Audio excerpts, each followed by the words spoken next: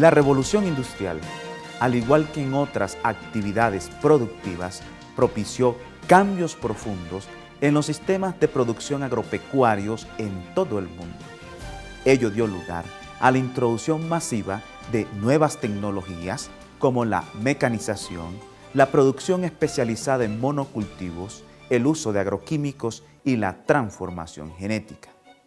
A partir de los años 60, muchas de estas tecnologías, con el inicio de la Revolución Verde, son introducidas como paquetes dentro del tercer mundo, logrando resultados positivos en los primeros años de su aplicación.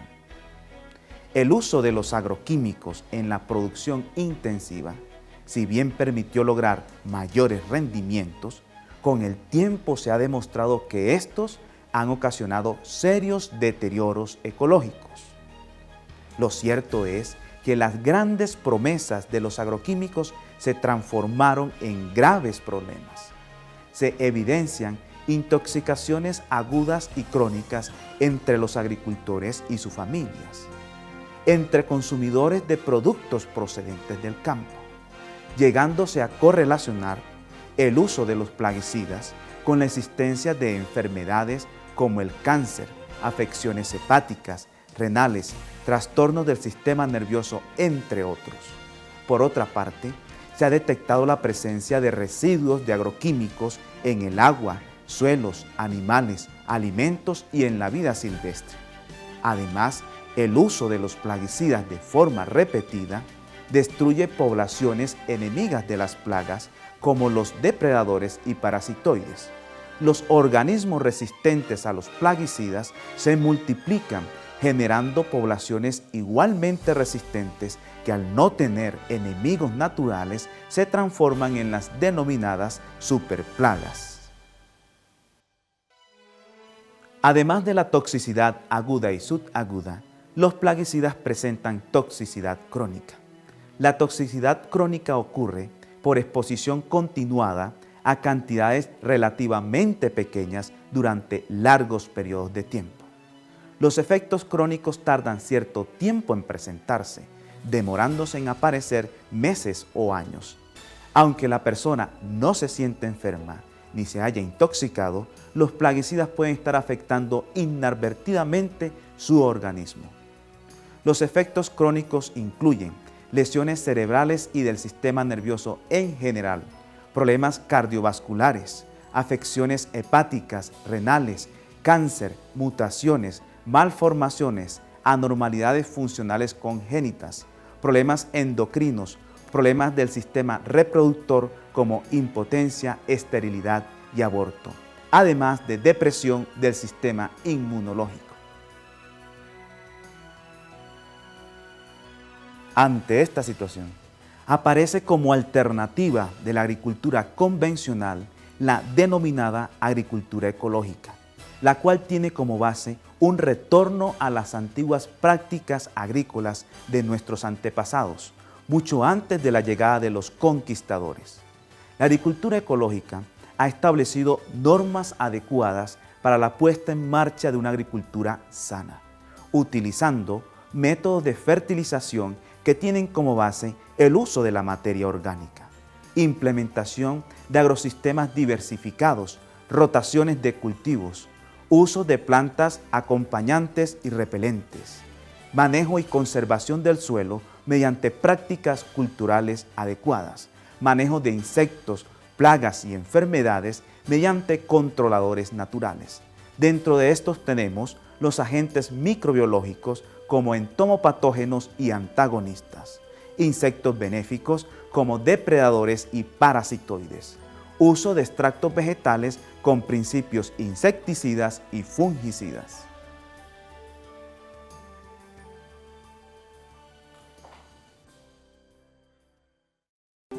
La agricultura ecológica, al evitar el uso de los agroquímicos en la producción agrícola, evita el deterioro de los recursos naturales, a la vez que nos permite obtener alimentos sanos y nutritivos sin disminuir la producción en los cultivos.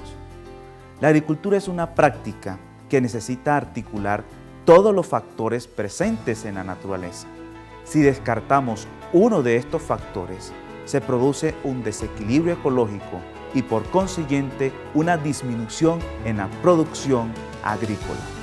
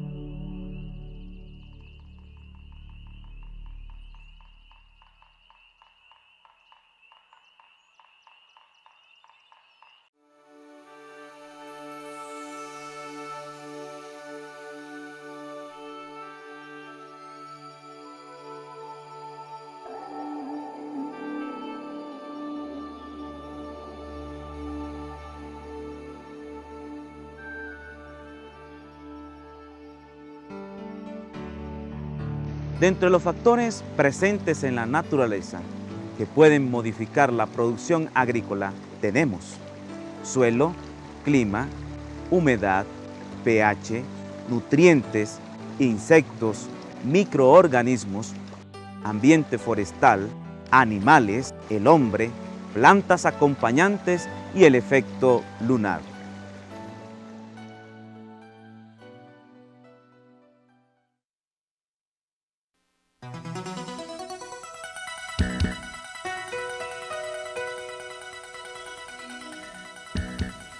Acerca del suelo hay muchas definiciones. Una de ellas es que es la parte de la tierra donde el hombre realiza un sinnúmero de actividades para poder convivir y subsistir.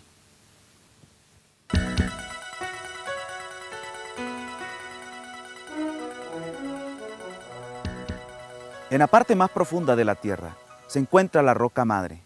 La roca madre se fragmenta originando el horizonte C.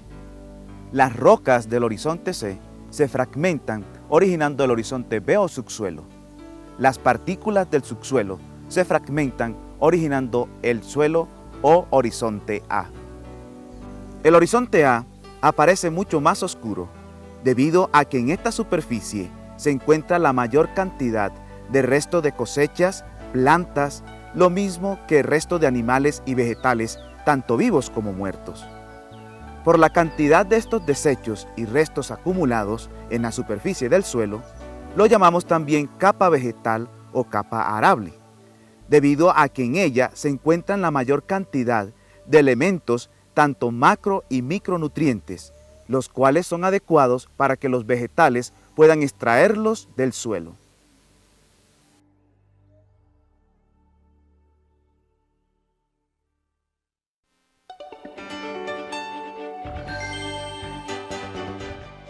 El suelo lo podemos considerar como un material poroso donde se encuentran los siguientes componentes. Componentes sólidos. Están representados por partículas minerales y materia orgánica. Las partículas minerales son producto de la desintegración de las rocas. La materia orgánica está representada por restos de animales y vegetales, tanto vivos como muertos. Componentes líquidos están representados por el agua. Componentes gaseosos están representados por el oxígeno. Componentes microbiológicos están representados por un sinnúmero de microorganismos. Porcentualmente, el suelo contiene un 45% de partículas minerales, un 5% de materia orgánica, un 25% de agua y un 25% de oxígeno. Un suelo agrícola es aquel que le proporciona a los cultivos cantidad adecuada de nutrientes, agua como elemento fundamental de todo tipo de vida, oxígeno, tanto del aire y del suelo, para una correcta respiración vegetal, además de una adecuada cantidad de microorganismos.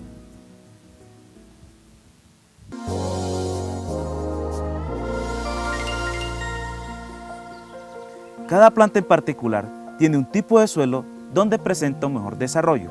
Por eso es importante conocer qué tipo de suelo tenemos para saber si es el adecuado para el cultivo. Si no es el adecuado, debemos buscar alternativas que nos ayuden a acondicionarlo al tipo de suelo que necesitamos.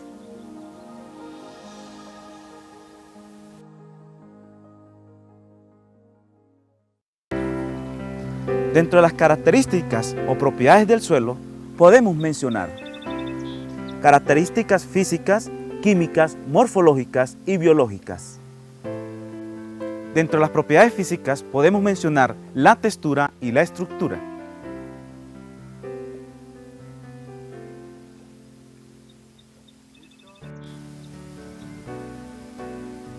La textura es la relación porcentual entre las diferentes partículas que conforman el suelo. La arena, el limo y la arcilla son las principales partículas que componen el suelo, las cuales presentan diferentes tamaños. La más grande es la arena, el limo es de tamaño mediano y la arcilla es la partícula más pequeña.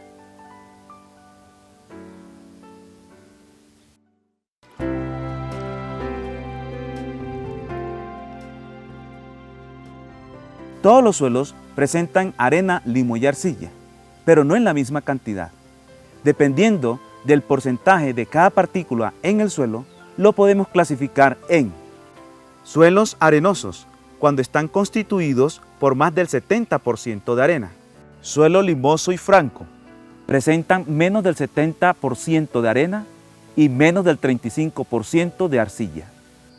Teniendo en cuenta las consideraciones anteriores, los suelos que presentan cantidades altas de limo con relación a las demás partículas se denominan suelos limosos. Los suelos que presentan cantidades más o menos equivalentes entre arena, limo y arcilla se denominan suelos francos. Suelos arcillosos, cuando tienen más del 35% de arcilla.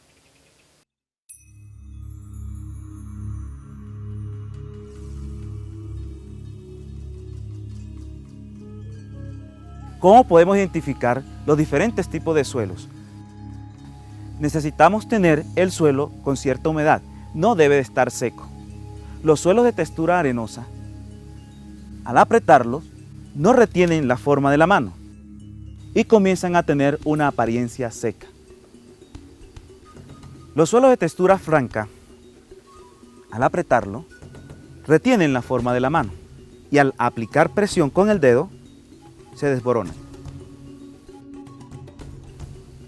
Los suelos de textura arcillosa, al apretarlo, retienen la forma de la mano, pero al aplicar presión con el dedo, no se desboronan.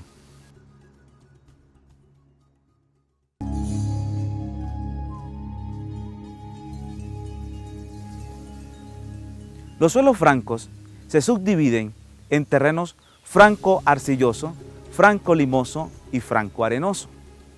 Para diferenciar estos tipos de terrenos, vamos a hacer una práctica donde tenemos que observar la facilidad o dificultad de desboronarse de una muestra que se ha apretado con la mano y se le ha aplicado una presión con el dedo. Ahora vamos a ver la diferencia entre el terreno franco-arcilloso y un terreno franco-arenoso. El terreno franco-arcilloso se ha humedecido y picado previamente. Se toma una muestra con la mano, se aprieta, al aplicar presión con el dedo, se desborona más lentamente que el terreno franco-arenoso. Los terrenos franco-arenosos, al apretarlo, retienen la forma de la mano, pero al aplicar presión con el dedo, se desboronan muy rápidamente.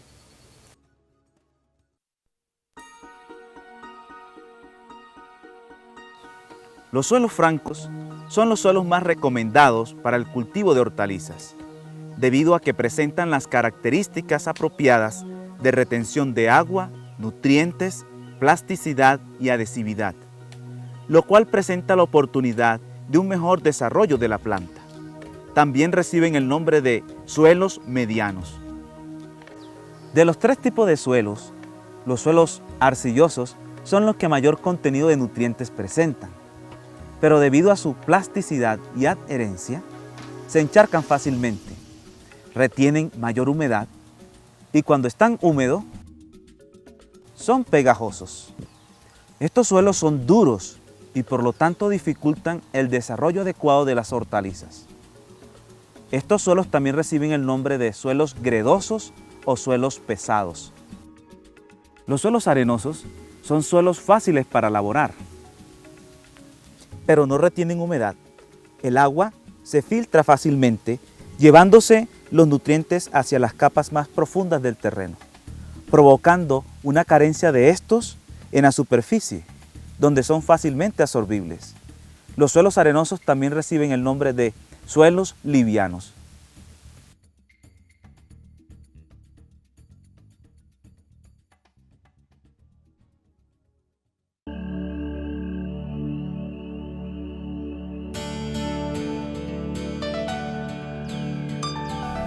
Cuando necesitamos un terreno franco, pero tenemos un terreno arenoso, podemos modificarlo.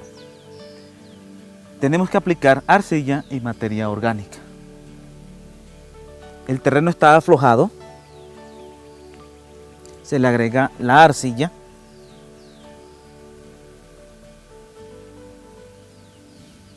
se le agrega materia orgánica y se mezcla homogéneamente.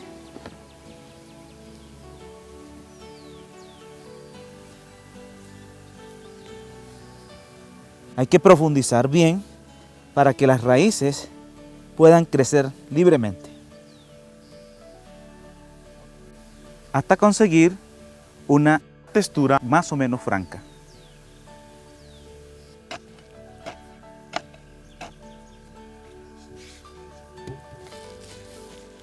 Cuando aplicamos cal a los terrenos arenosos, la cal hace que aumente el tamaño del grano, hace los suelos menos sueltos, aumenta la retención del agua, asemejándolos a los terrenos francos.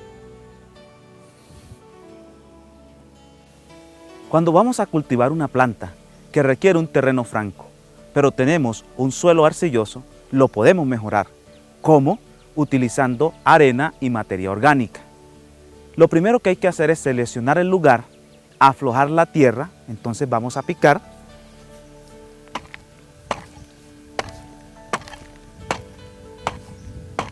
Aflojamos con la mano el terreno, aplicamos la cantidad de arena, aplicamos la materia orgánica, revolvemos homogéneamente, bien profundo, hasta obtener una textura más o menos franca.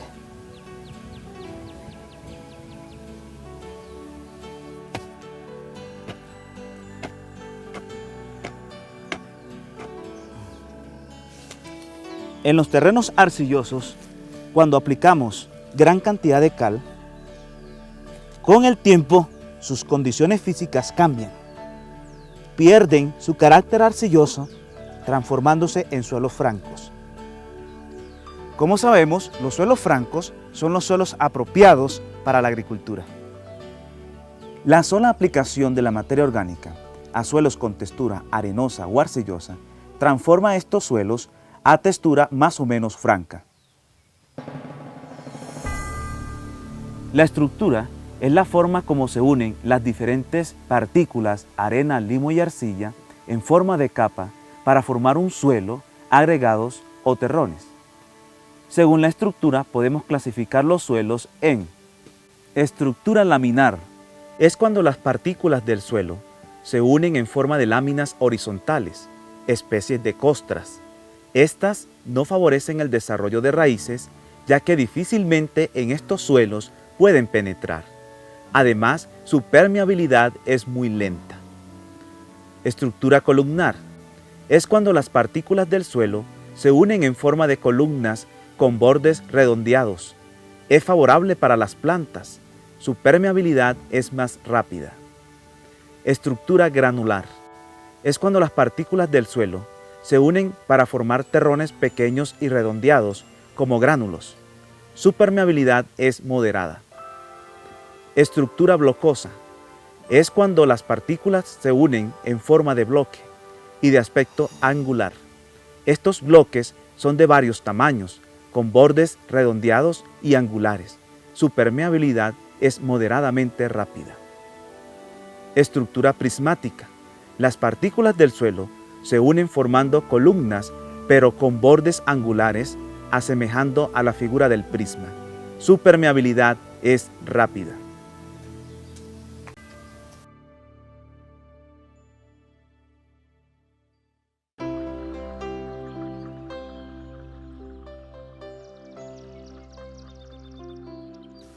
Dentro de las características que poseen los suelos con buena estructura tenemos: poseen alta capacidad de infiltración y conducción de agua, buen drenaje, fácil de cultivar, rápida penetración de raíces, no son arrastrados fácilmente por las lluvias y los vientos, no se erosionan, el agua y el aire penetran con facilidad, las raíces de las plantas generan buen desarrollo.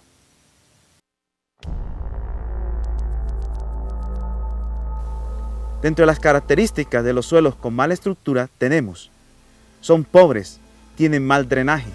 Estos suelos, cuando están húmedos, son como una masa, y cuando están secos son pegajosos y duros. El aire no puede penetrar, son fácilmente arrastrados por el agua y el viento. Se pegan fácilmente a las herramientas de trabajo. Los suelos que tienen mejor estructura son los suelos francos. Los suelos arcillosos y arenosos no tienen estructura.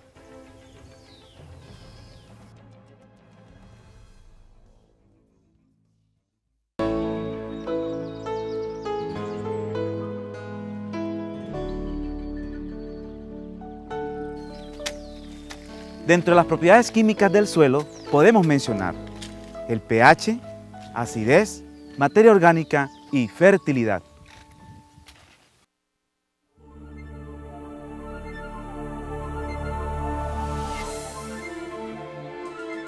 El pH es el porcentaje de hidrogenación. Es la medida del grado de acidez, neutralidad o alcalinidad. El pH afecta la disponibilidad de los nutrientes para la planta, afecta la actividad microbiana y afecta también la estructura del suelo. El rango del pH va de 0 a 14. Un pH de 7 es un pH neutro. pH menores de 7 son pHs ácidos. pHs mayores de 7 son pHs alcalinos o básicos. La mayoría de los nutrientes están disponibles para la planta en pHs entre 5,5 y 7,5. pHs menores o mayores nos indican una menor disponibilidad de los nutrientes para la planta. Las hortalizas crecen mejor en suelos ligeramente ácidos de 6,8 de pH. Para saber qué tipo de pH tiene el suelo, podemos realizar un análisis de laboratorio o también viendo las características de la vegetación del terreno, podemos identificarlo. ¿Cómo? En terrenos donde se da mucho el helecho, son pHs ácidos, lo mismo donde el cultivo de la yuca se da con facilidad.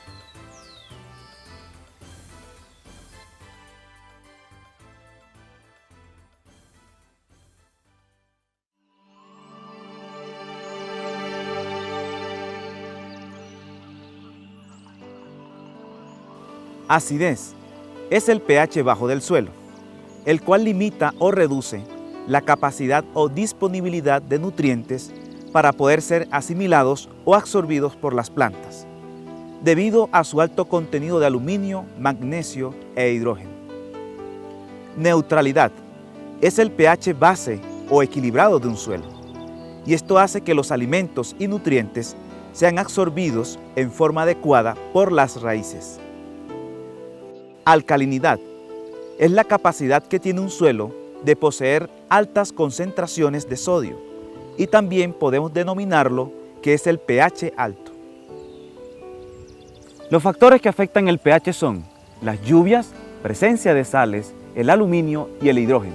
Las lluvias se llevan hacia las capas más profundas los elementos, dejando en la capa superficial el hidrógeno y el aluminio, los cuales le dan características ácidas al suelo.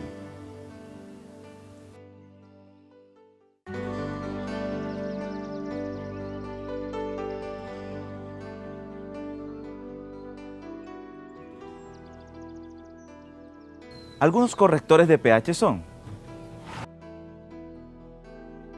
los abonos hechos de solo de estiércol presentan pH alcalino. Los abonos de hoja de pino, aserrín y desperdicio de la cocina dan pH ácido. El azufre acidifica, la cal y el calfos alcalinizan, el yeso acidifica.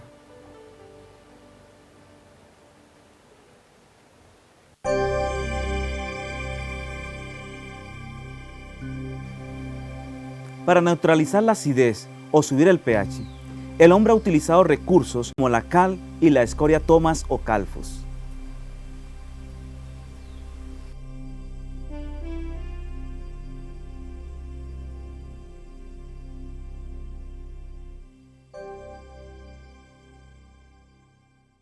Para la producción, el componente más importante es el humus. El humus se origina por la descomposición de la materia orgánica. La materia orgánica se descompone por la presencia de las bacterias. Para que estas bacterias puedan funcionar bien, se necesita de la cal. Un suelo deficiente en cal disminuye la producción de los microorganismos. Por lo tanto, la transformación de la materia orgánica en humus se ve afectada. La cal también afecta la nutrición de las plantas, ya que el calcio es un elemento fundamental en el desarrollo de las plantas. La cal también afecta la constitución de los suelos. Los suelos gredosos o arcillosos se vuelven más sueltos. Los suelos arenosos se vuelven más apretados por la presencia de la cal.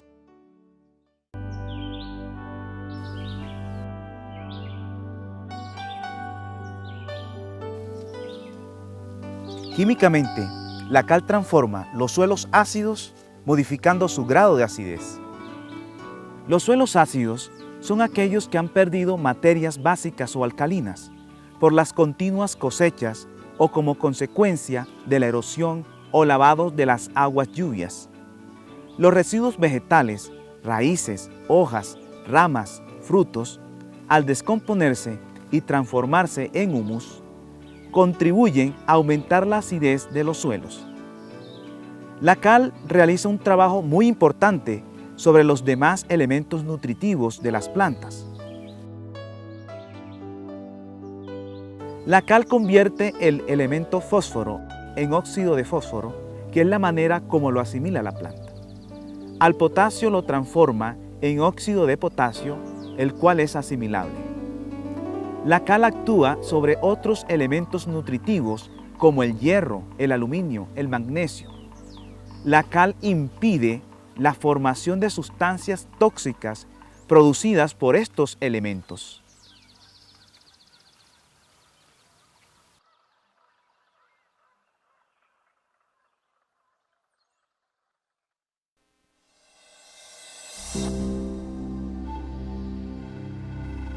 A simple vista puede determinarse si a un suelo le hace falta cal o no.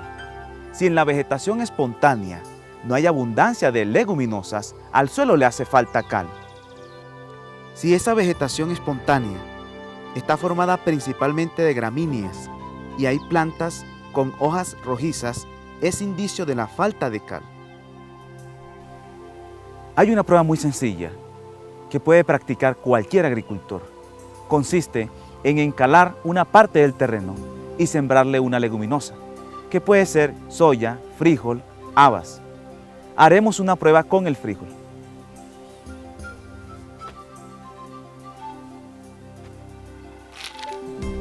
La otra parte del lote se deja sin encalar y se le siembra la misma leguminosa.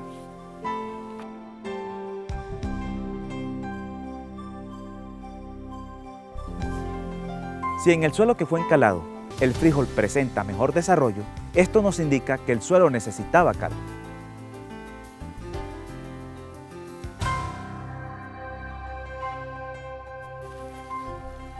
La cal agrícola es el producto formado por un 70% aproximado de carbonato de calcio.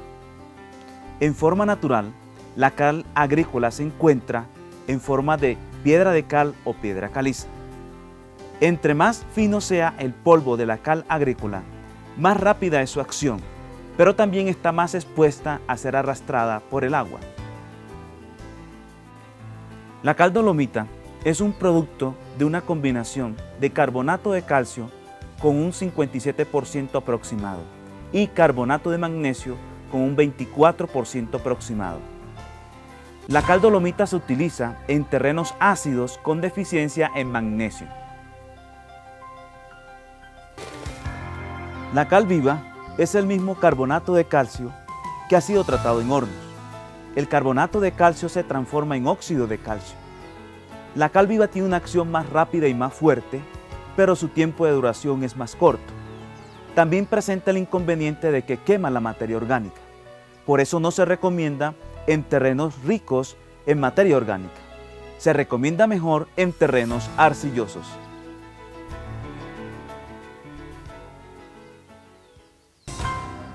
La cal apagada es la misma cal viva, a la cual se le ha agregado agua. El óxido de calcio de la cal viva, al agregarle agua, se transforma en hidróxido de calcio. La cal apagada es menos fuerte que la cal viva. Por lo tanto, se recomienda en terrenos ricos en materia orgánica.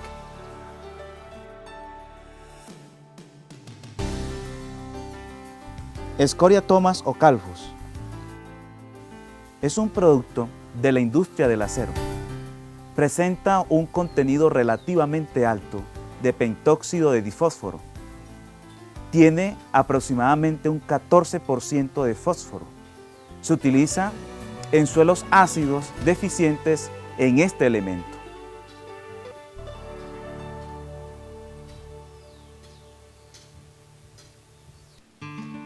Cuando un terreno necesita cal, el encalamiento se puede hacer en cualquier época. Sin embargo, se considera que hay unas épocas más convenientes. El encalamiento en el momento de preparación del terreno es mejor porque hay una mayor penetración de la cal y una mayor uniformidad en el encalado. Tratándose de la cal dolomita, de la cal agrícola y de la cal apagada, el agricultor puede realizar el encalamiento en cualquier momento.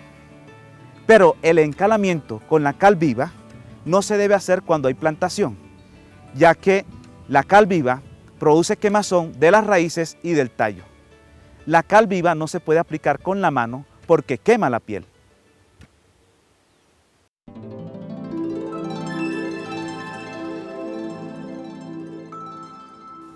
La aplicación al boleo consiste en esparcir la cal con la mano, con el objetivo de que quede bien distribuido.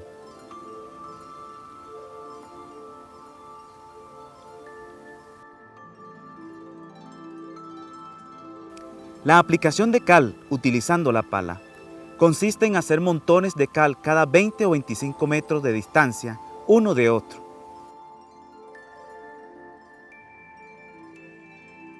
Para luego regarla uniformemente sobre el suelo con la misma herramienta.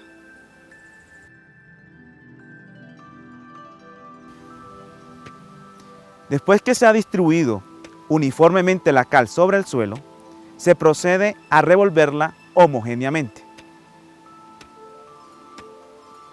También podemos aplicar la cal directamente sobre el abono orgánico, antes de la siembra. Como uno de los principales objetivos del encalamiento es neutralizar la acidez de los suelos, por regla general, entre mayor sea la acidez, mayor es la cantidad de cal a aplicar. Un análisis de suelo nos da la cantidad determinada que se necesita.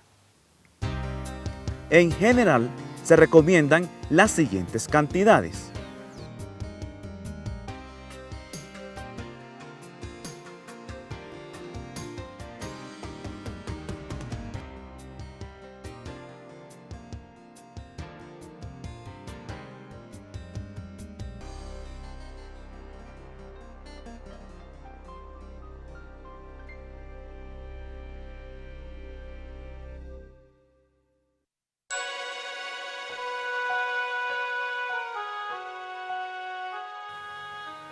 El manejo de la materia orgánica sobre los suelos es de capital importancia en los métodos de producción orgánica de cultivos. La materia orgánica trabaja de la siguiente manera. Mejora la estructura y la capa de cultivo del suelo. Mejora la aireación y penetración del agua y retiene la humedad. Suministra humus. Evita cambios bruscos de pH. Suministra carbono, que es una fuente de energía para los microorganismos del suelo. Suministra reserva de alimentos, particularmente nitrógeno y fósforo. Promueve la diversidad de microorganismos del suelo. La fertilidad es la capacidad que tiene un suelo de producir grandes cantidades de cosechas, debido a las excelentes cantidades de nutrientes que presentan, pero que a la vez pueden ser usados por las plantas.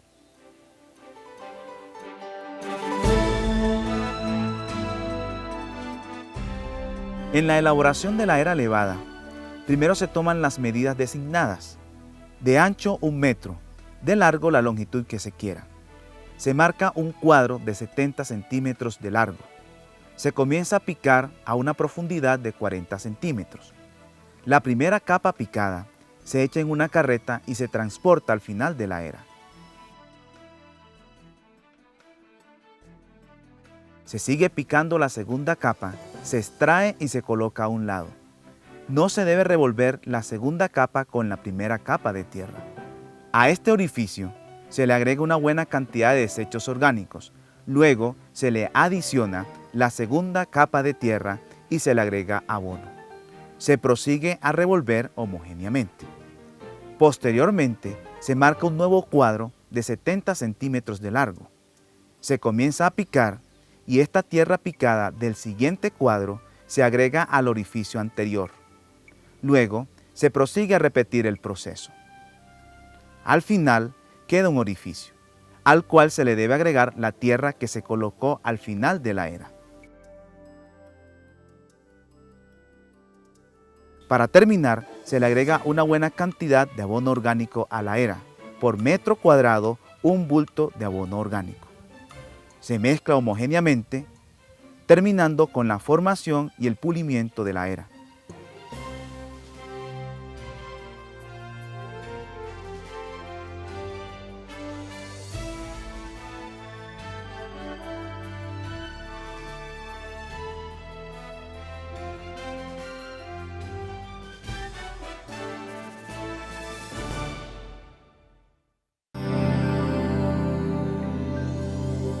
Para hacer un semillero, podemos hacer una estructura que tenga 2 caídas de agua. Las paredes forradas en polisombra para que no le entren las plagas. El techo lo podemos hacer de plástico, con el objetivo de protegerlo de las lluvias. En zonas donde hace mucho sol, se le coloca debajo del techo polisombra, con el objetivo de protegerlo de los rayos solares.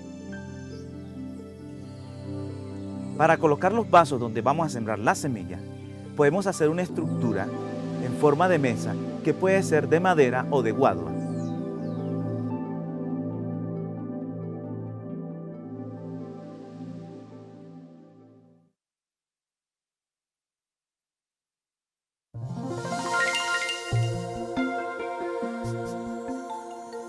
La semilla necesita buena cama.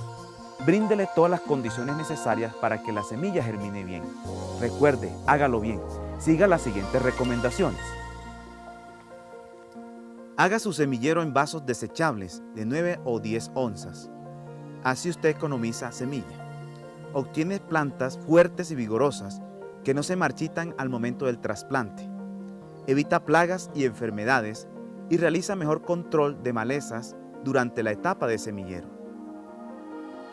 El sustrato es una mezcla de abono orgánico, tierra y arena, que se usa para germinar las semillas. Usted mismo puede prepararlo, haciéndolo como se indica a continuación. Mezcle una parte de arena, una de tierra y una de materia orgánica, preferiblemente compost. Revuelva varias veces y cuele con un sedazo para eliminar el material grueso y luego proceda a llenar los vasos. Antes de llenar los vasos, perfórelos por el fondo con una varilla metálica caliente, para que escurra el exceso de agua que se puede aplicar durante el riego. Luego, llénelos con el sustrato que preparó, dejándoles 1 centímetro de borde sin llenar. Esto le ayudará a extraer el contenido del vaso al momento del trasplante y evitará que el agua de riego se derrame. Muchas veces sucede que después del riego, el sustrato se baja a la mitad de los vasos. Para evitar esto, golpéelo suavemente contra el piso durante el llenado. Para saber la cantidad de vasos a llenar, tenga en cuenta el número de plantas a sembrar y adiciónale un 10% más de vasos, es decir, por cada 100 plantas que necesite, llene y siembre 110 vasos. Recuerde que el suelo contiene millones de microorganismos que no podemos ver a simple vista, que le causan daños a las plantas, sobre todo cuando empiezan a germinar. Desinfecte el sustrato de los vasos para que sus semillas nazcan normalmente. Use cualquiera de estos sistemas. Agua caliente. Ponga a calentar agua y cuando esté hirviendo, aplíquele a los vasos con un recipiente, preferiblemente una regadera, hasta saturarlos. Después de unos minutos, repita la operación. Así garantiza una buena desinfectación. Déjelos enfriar para proceder a colocarles las semillas. Solarización. Consiga bolsas de plástico, unas transparentes y otras negras, de igual tamaño. Llene primero las transparentes hasta la mitad con el sustrato húmedo. Amárreles la boca y colóquelas acostadas al sol durante 30 días. Luego de esta fecha, vierta la tierra de las bolsas transparentes en las bolsas negras. Amárreles la boca y déjelas en el sol durante 15 días. Después de esos 45 días, el sustrato estará listo para llenar los vasos, teniendo en cuenta que este debe pasar directamente de las bolsas a los vasos. Nunca vacíe el sustrato en el suelo porque se vuelve a contaminar. Cuide su inversión, siembra adecuadamente las semillas en los vasos. Si la profundiza mucho, no nacen. Haga un hueco de medio centímetro de profundidad en el centro de cada vaso y coloque una semilla. Tápelo y riegue todos los días con agua suficiente. No coloque más de una semilla por vaso. Si son certificadas, nacerán casi todas.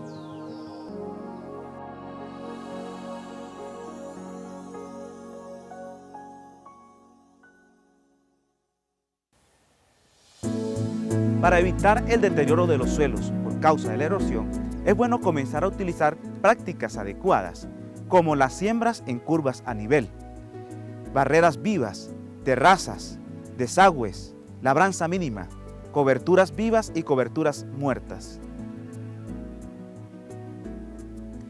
Las siembras en curvas de nivel se utiliza para hacer siembras siguiendo la forma del terreno. Así evitamos que el agua lave el suelo o se produzca escorrentía sobre la pendiente. Se puede usar un agronivel. Se trazan curvas que sirven como guía y se siembra de acuerdo a estos trazos. Los trazos de las curvas a nivel siempre se deben iniciar del lado de arriba del terreno, hacia abajo. Para trazar, se pone una pata del agronivel en estaca guía y la otra se va moviendo hacia abajo o hacia arriba hasta lograr el nivel y se coloca la estaca. Luego alzamos el agronivel y la pata que teníamos fija la colocamos en la estaca que acabamos de clavar y volvemos a repetir la operación anterior hasta lograr el nivel. Luego seguimos hasta marcar todos los puntos necesarios.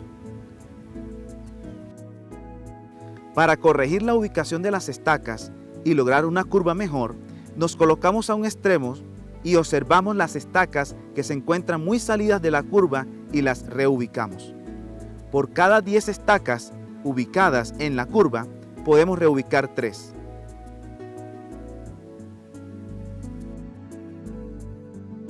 La distancia entre surco y surco depende del tipo de cultivo. Se hacen las medidas teniendo en cuenta la curva guía. Se hacen los huecos y se siembra.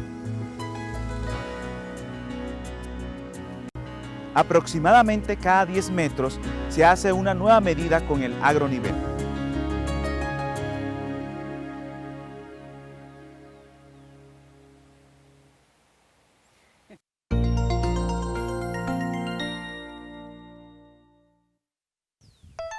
El agronivel es la herramienta número 1 de los agricultores que cultivan en ladera. Es muy fácil de manejar y también de construir, puesto que para hacerlo utilizamos materiales que podemos encontrar en nuestras fincas. Materiales usados: 2 varas de 2 metros bien recta, una vara de 1 metro bien recta, pita o cabulla, una piedra de 1 libra más o menos. Construcción: se cogen las 2 varas de 2 metros, se unen en un extremo de forma que queden bien iguales. Se amarra bien fuerte de manera que no se corra. Debe quedar más o menos a una distancia de 7 centímetros entre el nudo y la punta de las varas. Luego medimos desde donde quedaron amarradas las varas hasta la mitad de cada una de estas. Se marcan los puntos y sobre el punto que queda en cada vara o al lado de arriba se amarra cada extremo de la vara de 1 metro. Debe quedar bien fija. Se debe tener en cuenta que entre las 2 patas de la A que se ha formado, tiene que existir una distancia de 2 metros. Luego de estar lista la A, procedemos a colocar la plomada, amarrando la piedra con la pita y colgando el otro extremo de la pita de todo el centro del nudo que une las varas de 2 metros. Para marcar el punto o centro donde debe pegar la plomada, tenemos que hacer lo siguiente. En terreno más o menos plano, se coloca el agronivel y en el punto donde queda cada pala se clava una estaca.